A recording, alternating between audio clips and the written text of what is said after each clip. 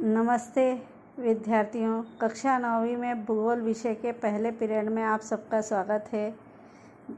कक्षा 9वीं की भूगोल की पाठ्य पुस्तक में पृष्ठ भाग पे जो चित्र दिए हैं उनमें समुद्र का किनारा और समुद्र की गुफाएं और साथ ही साथ खड़ी चट्टानों का स्तंभ, वृक्षों का जैविक पक्ष जो है प्राकृतिक प्रक्रियाओं द्वारा होने वाले जो कुछ भू रूप है उनका अध्ययन, साथ ही साथ प्रकृति में जो कुछ क्रियाएं होती है उसका वर्णन हमको इस पाठ में अध्ययन के रूप में करना है।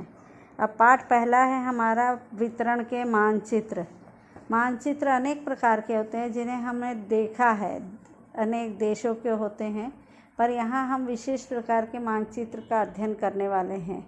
इनमें है हमको जो है मानचित्र क्यों बनाए जाते हैं, तो किसी भी देश या राज्य का स्थान दिखाने के लिए, जिला है उसका स्थान दिखाने के लिए, अध्ययन करने के लिए।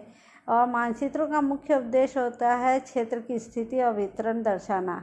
कुछ मानचित्र विशेष उद्देश्य से तैयार किए जाते हैं, उन्हें उद्देश्यात्मक मानचित्र कहते हैं। ऐसे मानचित्रों द्वारा विभिन्न घटकों के अंतर्गत उस क्षेत्र का चरांक वितरण दर्शाया जाता है। जैसे जनसंख्या है, एक घटक है, तो उसका चरांक वितरण जो है सांख्यिकी जानकारी के आधार पर दर्शाया जाएगा। या फिर पशुओं की संख्या है, ये एक घटक है, तो उसका चरांक वितरण जो है सांख्यिकी जानकारी के आधार पर दिखाया जाएगा। मानचित्र में किसी प्रदेश की वर्षा, तापमान, जनसंख्या आदि के वितरण को सांख्यिकी जानकारी के अनुसार दर्शाया जाता है। इस प्रकार के मानचित्रों का उपयोग प्रदेश के विभिन्न घटकों के वितरण का स्पष्टीकरण दर्शाने के लिए किया जाता है, जो कि हम इस पाठ में आगे देखेंगे। ऐसे मानचित्रों में घटकों का वितरण संबंधी ढांचा सरलता से समझ में आ जाता है। अगर हम उस मानचित्र में देखते हैं, जैसे हम एक उदाहरण लेते हैं कि नागपुर शहर की जनसंख्या जो है 30 लाख है, तो हम उस मानचित्र में 30 लाख लोगों का चित्र तो नहीं बना सकते, तो एक कुछ हम ऐसा चरख लेंगे और उसके आधार पर कुछ ऐसा चिन्ह निश्चित करेंगे और उस चिन्ह के आधार पर हम नागपुर शहर की जनसंख्या उस मानचित्र में दिखाएंगे।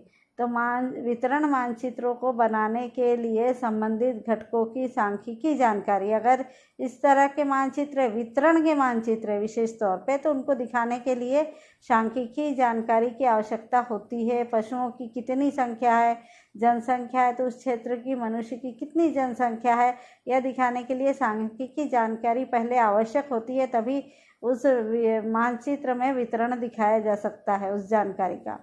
तो मानचित्र में यह वितरण निम्न 3 प्रकारों से दर्शाया जाता है। एक है, पहला है बिंदु पद्धत, दूसरा है क्षेत्रघन पद्धत और तीसरा है समघन पद्धत।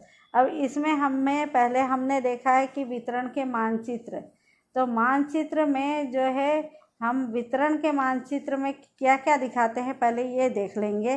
तो वितरण के मानचित्र में हम वर्षा, तापमान, जनसंख्या, ये जो चरांक है इनका वितरण दिखाने के लिए ही इन वितरण के मानचित्रों को तैयार किया जाता है। इन्हें उपदेशात्मक मानचित्र भी कहते हैं। मानचित्र का वितरण का मानचित्र बनाने के लिए संबंधित चरांकों की सांख्यिकी जानकारी तो हम लेते ही हैं, और साथ ही साथ ये जो है हमको इस वितरण के मानचित्र की मदद से ये हमारे दिमाग में आसानी से, सहजता से समझ में आ जाता है कि इन घटकों का वितरण उस क्षेत्र में किस प्रकार से है। आज ये जो मैंने 2 बातें बताई हैं, वितरण के मानचित्र और उद्देशात्मक मानचित्र, इनके आधार पर आपको गृह कार्य में पाठ 1 के वितरण के मानचित्र में इन गृह कार्य में परिभाषाएं लिखनी है, उद्देशात्मक मानचित्र और वितरण के मानचित्र।